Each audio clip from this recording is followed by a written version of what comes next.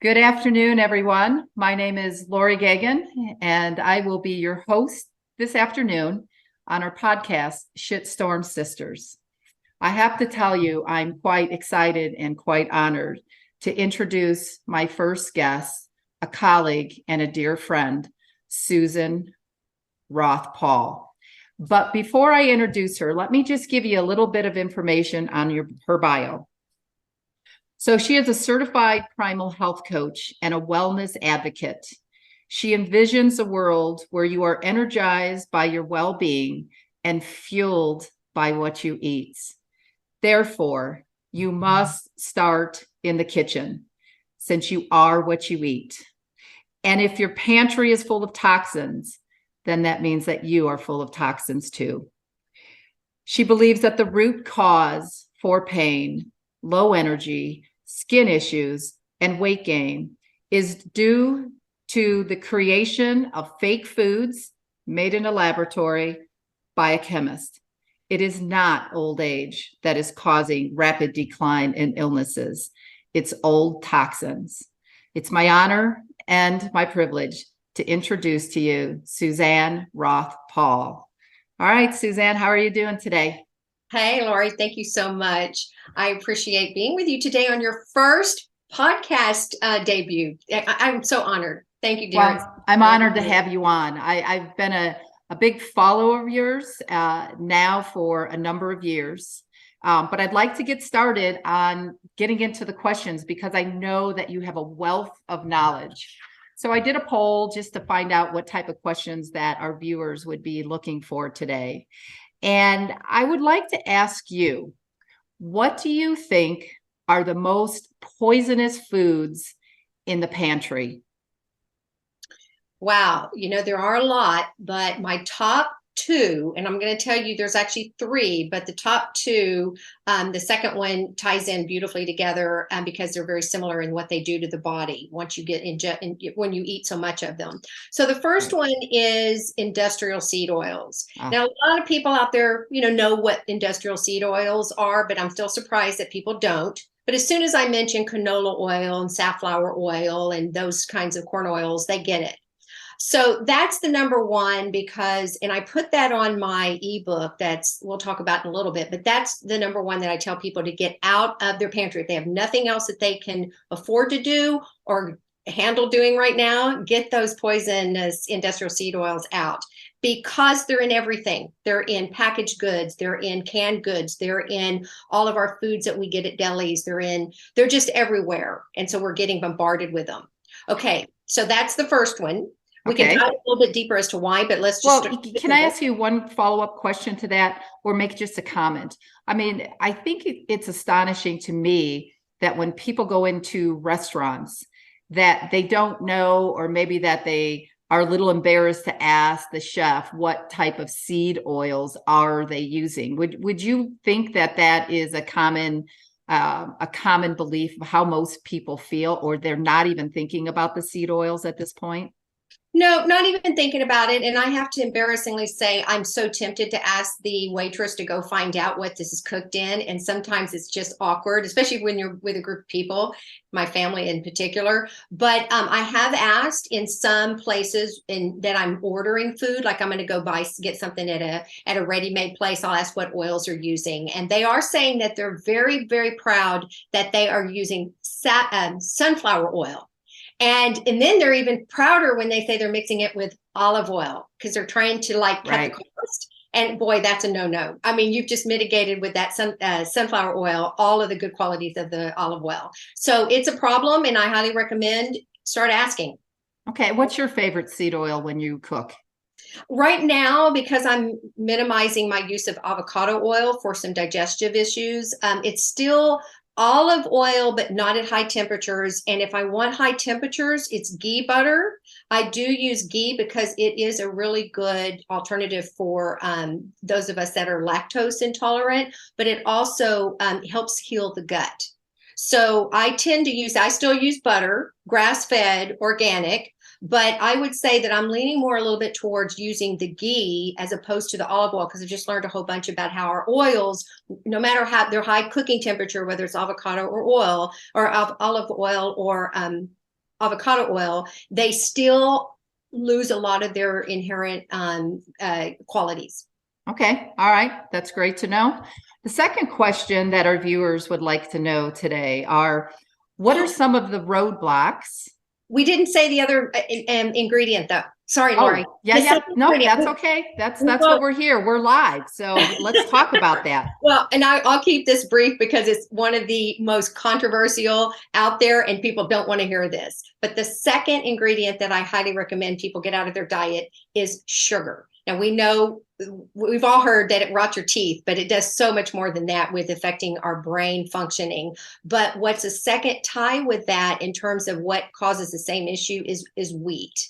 And so wheat, and as we know, it's usually in flour products, and it's a simple carb, which turns to sugar in your system once you ingest it. So it runs neck and neck with sugar. It's doing the same thing that sugar does in terms of toxic burden load.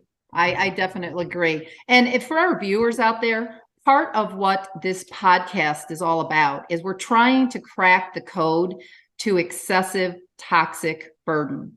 And by us being able to educate you, we're hopeful that you'll educate others. So back to the second question, Suzanne, what are some of the roadblocks that you see with your clients on the hesitation to remove the toxins out of the pantry once you have educated them? Oh boy. So the first one is budget. They now have a huge amount of food in their pantries that they've just spent hundreds of dollars on that has all of these ingredients in them, particularly industrial seed oils. What do you do about it? So that's the first one is budgetary, budget. Right. I've got to throw all this out. I mean, you can't even give it away anymore because it's so dangerous. The second is confusion, like, okay, yeah, and overwhelm. You've told me all of this. What the heck do I go get now? This is like, again, hundreds of dollars worth of replacement, but where do I even start? So we have overwhelm and confusion. And probably the third, well, this is very key, but the third is they're addicted to these foods. They don't want to let them go. Oh, and I can't wait till we have a podcast where we talk about the protein within wheat and how it uptakes to the opioid receptors. That'll be a podcast on its own, but I definitely agree with you on that. Yeah. So that's really the three. Okay. All right. And then, I'll just add something there. So my brother he has his own business, and he has been talking over the years as I've been educating him as well, is that the budget is definitely a big concern. So I honestly would like to give kudos, not like I like to give kudos to big box conglomerates, but I would like to give kudos to places like Costco, because honestly, places like Costco are making buying organic and non-GMO cost effective to the average consumer out there. And there are other grocery stores. The ones that I know of here in Utah and Indiana are the Aldi's grocery stores. I just am very thankful that you have grocery stores like that and stores like that try to be self-conscious, and it's not about the money. But let's go into our third question, which is, once you have been able to talk to your clients and they've removed the toxins from their pantry, what do you do about having them restock their pantry? Okay, so I'm going to just touch on real quickly what you said about, these cost it when we're talking about how it's budgetary. Mm-hmm. So you and I both know this expression is running around, weaving all through all the health and wellness advocacy and wellness folks out there. But if you think food is expensive, that we're talking about organic, non-GMO, as clean as possible, have you priced cancer lately? Oh my gosh, Suzanne, that is such a great comment. Yep.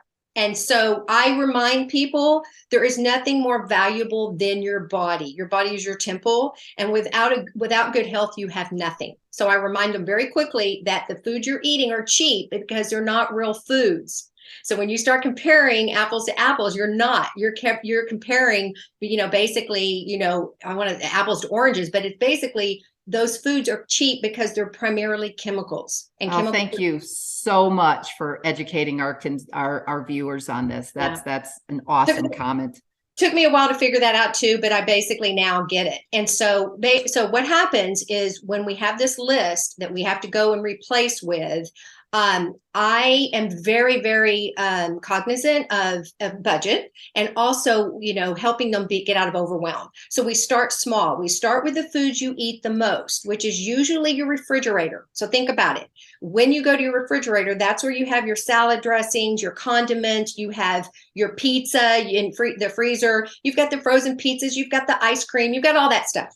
So we start with those foods. I say, give me the top 10 things you eat the most. We start with that, and that's what we go replace.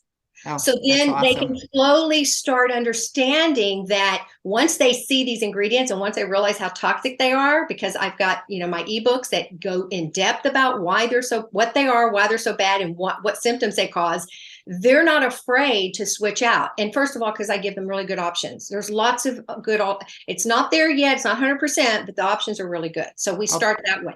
That's good to know. And you mentioned pizza. And I'm always teasing my husband because he loves pizza. He doesn't eat it a lot. He tries to eat the organic crust, but if he's out and we're at a party or something like that, I always like, oh, look on that table. There's some glyphosate pizza. So I was happy you said that about the pizza. Yeah. So the next question that people are waiting on answers for are, can you give us an example of one of your best outcomes with your client who was willing to clean up their pantry? Yeah, I have quite a few, but I'm going to tell you one that just occurred. So my father, just really briefly, is in his last journey of his life, and I've been with him in Texas for a couple of months, and we have a lot of caretakers that are helping him. And bless their hearts, they're phenomenal, but they're all sick. So one in particular who I've become very fond of, all these caretakers are like family to us now, but this one in particular is a smoker. She's got high blood pressure. She's got chronic fatigue. She's got chronic pain. And basically she saw how I was eating and she saw how I was taking care of my father. And she started inquiring. So one thing led to the next. And the good news is we got her the poisons in the pantry documents. I gave them to her. I'm giving them to everybody. Take these documents, read them, start cleaning out your pantry. And then we started talking about what food she's bringing in to eat at night. And I started, talking about those foods and what's in them, the ingredients, and why they're harming her. And she had a stroke recently too. She was vaccinated, and shortly after that, she had a stroke. So she's got carotid arteries, but they nicked her artery at the same time and caused damage. She's got to go back in. So I said, hold your horses. Let's start with your food. And so we started slowly with her food. She started bringing in water. She started bringing in teas that were like herbal instead of the big red that she was drinking. So that started on the movement of eating better, because I always have food in the house. She was welcome to any of it, and she loved it all. I get a call from her just the other day. She's been on a protocol with me for just under 6 weeks. She called me and said, Suzanne, I have stopped smoking. Oh, wow. That to me was profound. And I just almost wept when she left me that message, because that's, again, a huge toxic burden. No matter how much you eat, folks, if you're still plugging in, no matter how well you eat with organics and clean, but you're still smoking, you're still drinking, you're still eating pizzas that are glyphosate full, you're still doing all the things that caused you to get in this mess to begin with, you're 3 steps, you're 1 step forward and 3 steps back still. So correct. I told her that. I said, you're doing such a beautiful job, but if you're still using those, I call them coffin sticks, if you're still using them, you are not helping. And you know how to do this. I've got her working on, emotional and mental strength, talking to herself in positive ways. Wow, so that's a good one. Yeah, that's a good one. And you mentioned cigarettes. Most people don't even know that there's like 4,000 toxins in tobacco, with cadmium, which is a class 2 carcinogen, being one of the worst chemicals inside the cigarettes. And that they're not harvesting it organically. So now it's compounded with glyphosate, 2,4-D, atrazine, whatever that farmer is choosing to chemically kill the weeds where the tobacco is growing. So, but thank you for sharing that testimony. That's huge. So I have the last question. What would you like to tell our audience today? What do you want your takeaway to be? Oh, wow. I'd probably say that the first thing I want people to realize is their body is their temple. It is the only thing that you have control of. Even though we think we have lots of control of other things, we don't. It's our bodies. And if you can look at yourself as this human being of love and affection, and that this is all you've got to control, this is your one opportunity, this is it, it's a lot easier to think about shifting some of those habits that you've had for a lifetime that have caused you so much pain that you're in now. So mental strength is number one. And the best way to get mental strength is to clean up your microbiome. And that's your gut. So just think about it. If I have a happy tummy, I'm a happy mummy or a happy mommy. Happy tummy. That you said that, Suzanne, I'd like to share a screen with you and our audience. Yes. Just really quick. I'll go ahead and talk about that. Absolutely. So let's see. Let me know when I'm sharing that. I'm going to share the screen since you just mentioned. Yeah, perfect. Perfect. So can you see that screen?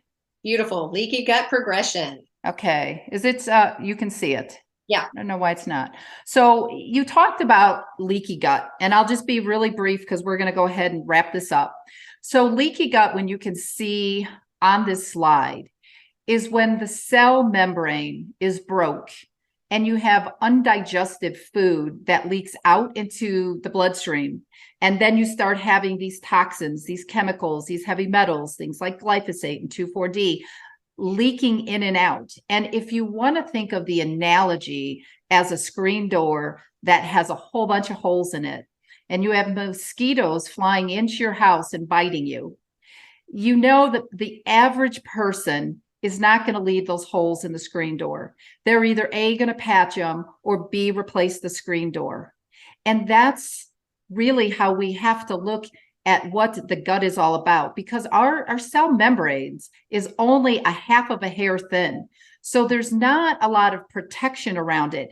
And if things like glyphosate are killing off the bugs, because what it does is these bugs digest the poison, the glyphosate, and as they digest it, it punctures holes into their gut, it explodes, and then they die. And if you think that that's happening to bugs, it takes one drop of glyphosate in an Olympic-sized pool to change the chemistry of that pool. So we'll talk. I'm really looking forward to having the next podcast with you, but we'll go ahead and wrap up, because you know that you and I can go on and on and on about toxins, because that's what we love and what we do. But how does our audience get a hold of you? Okay, Laurie, you know me. I have to say one thing though beforehand, okay. And I appreciate wrapping this up in a timely manner. But when we're talking about this leaky gut, I just want to mention I just did an amazing podcast with a gentleman who has written a book called Super Gut. I highly recommend folks to look it up. Okay. Consider getting it. He is the author of Wheat Belly, and many people. I love that book. Yeah. But basically, what he told us just an hour ago when I was on this podcast on his webinar, was that a majority of the population, probably 50% or greater, has SIBO, small intestinal bacterial overgrowth. And He said the problem with that is the doctors are treating it and it's reoccurring. But this is basically bloating, distension, gas, discomfort, and all kinds of other symptoms that go with it. So I just want to touch on that. It's basically because we have holes in our gut that is causing, and this is backing up into the small intestine. I'm not going to go into all that, but a lot of people don't even know they have it, and they do. So he says it's another number one symptom but causal of having a dysbiosis in your gut or a microbiome that's really unhealthy. And I know that I'm seeing quite a few clients right now too with SIBO, recommending, that you can do a couple of things, breath tests, but that's for a whole other podcast, because we could go on and on and on about that. What I would like to do is to let our viewers know that I would like to invite Suzanne back. Suzanne, since you had such a high toxic burden, I'd like to follow up with you on the next episode so that you can talk about how you got rid of the toxic load. What were your challenges, and what did you do to, remove the toxic load burden for your body?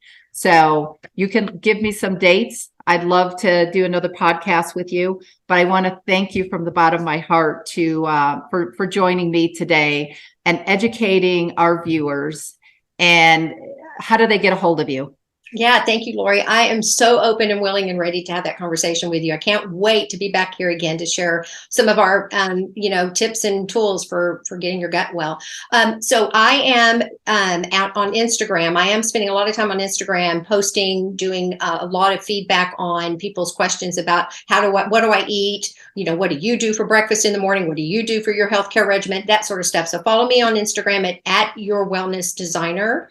And then my website has a whole bunch of information too that we'll talk about, in the future, but it's yourwellnessdesigner.com. I welcome feedback on Instagram, questions. You can direct message me. I'm always available for free discovery calls. I give half an hour discovery calls to anybody who wants to talk about how we can support and move you forward with your good health. That's awesome. Yeah, that's awesome. And, real quick before we go, I know that you have a free ebook. How can they find that? How can they get that to where they can start? Thank you, Laurie. Yes. So on Instagram and on my website, both at yourwellnessdesigner.com or at Your Wellness Designer, I have in my bio on Instagram, I have the link that you can go directly and you can download my free 4-page, it's 4 pages, quick, easy read on the number one poison to remove from your pantry if you're overwhelmed.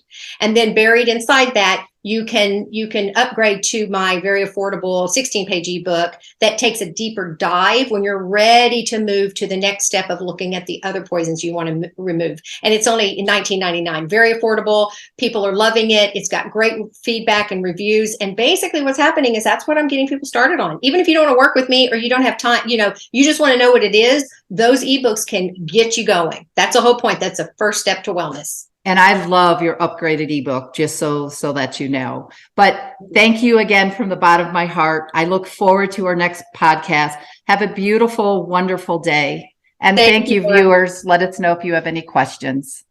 Thank you, hon. Nice to see everybody. Bye. Ciao.